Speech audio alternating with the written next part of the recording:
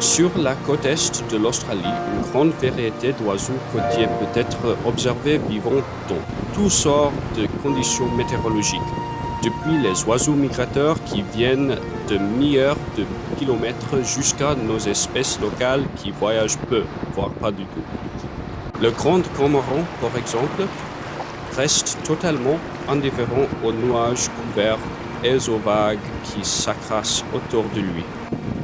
Les balbuzards pêcheurs, un prédateur de sommet sur la côte. Ces trois individus s'amusent un peu. On les voit souvent se battre ici pour diverses raisons, notamment des disputes pour la nourriture, des exercices et le développement des compétences chez les jeunes sous la supervision d'un adulte responsable, ou encore la défense d'un territoire. Ici, un balbuzard vient de réussir une chasse et a attrapé un poisson.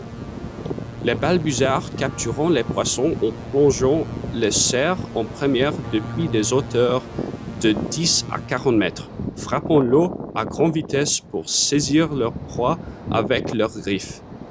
Bien que 99% de leur régime alimentaire soit constitué principalement de poissons, l'autre pourcent n'a pas cette chance. Un autre oiseau courant que l'on peut trouver sur la côte est le cormoran. Ici, nous pouvons voir un groupe de cormorans pies.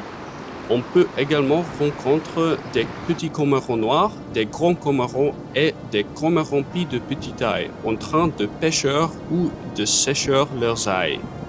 Si vous voyez un cormoran en mer ou dans n'importe quel plan d'eau sortir la tête puis plonger sous l'eau, il est en train de chasser son prochain repas. Contrairement à d'autres oiseaux plongés, les cormorans sont des chasseurs spécialisés et possédant beaucoup moins d'huile hydrophobe dans leurs plumes, ce qui leur permet de s'imbiber d'eau et de faciliter leur nage sous-marin pour capturer leur proie. En conséquence, les cormorans étendent leurs ailes pour les faire sécher après une session de pêche. Les anagnats sont très similaires, ayant presque la même quantité d'huile dans leurs plumes que les cormorans, ce qui leur permet également de nager pour attraper leurs poissons. Ce sont des chasseurs très spécialisés qui utilisent leur long cou et leur bec pointu pour transpercer efficacement les poissons, les empalant avant de les ramasser à la surface pour les manger.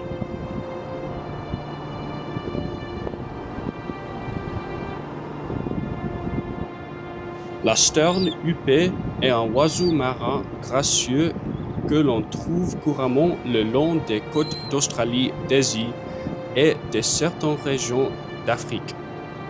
Elle est reconnaissable à sa huppe noire et à son corps élancé. Les sternes huppées sont des chasseurs habiles souvent observés en train de planer au-dessus de l'eau avant de plonger rapidement pour attraper des petits poissons près de la surface. Elles nichent généralement en grandes colonies bruyant sur des plateformes rocheuses, des plages et des îles sablonneuses où leur comportement social aide à se protéger des prédateurs. Contrairement aux cormorans et aux agnats, elles comptent sur des plumes imperméables recouvertes d'huile naturelle hydrophobe, ce qui leur permet de rester flottants et sèches lorsqu'elles cherchent leur nourriture.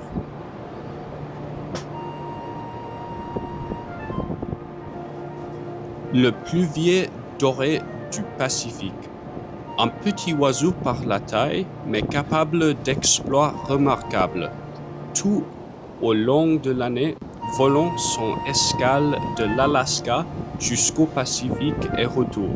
Certains trajets dépassant les 10 000 km en 3 à 4 jours.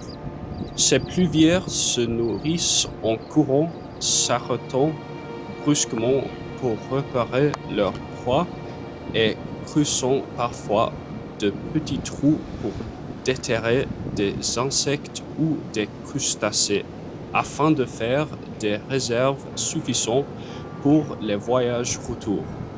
Pendant la saison de reproduction, ils arborent un plumage spectaculaire, moucheté d'or avec un visage et un ventre noir bordé d'une bande blanche. Tout comme le pluvier doré, le bécassou à Kourou migrait le long de la voie migratoire est-asiatique australasienne, arrivant fin août et début septembre, puis préparant fin mars et début avril. Les bécassos sont des oiseaux très sociaux et sont principalement observés en groupe appelé bande, souvent en train de se nourrir en grand rassemblement avec d'autres petits limicoles.